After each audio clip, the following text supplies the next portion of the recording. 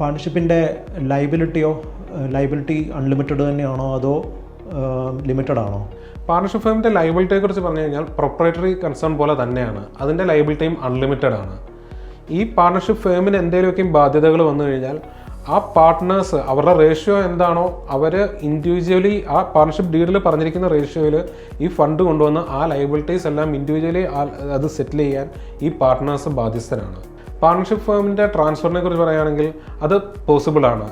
എങ്ങനെയാണെന്ന് വെച്ച് കഴിഞ്ഞാൽ നമ്മൾ ഈ പാർട്ട്നേഴ്സ് ഇപ്പം നിലവിലുള്ള പാർട്ട്നേഴ്സ് ആരൊക്കെയാണോ അത് എല്ലാവരും പുറത്ത് പോകുന്നെങ്കിൽ അങ്ങനെ പോകാം. എന്നിട്ട് പുതിയ സെറ്റ് ഓഫ് പാർട്ട്നേഴ്സ് അതിലേക്ക് വരുന്നു.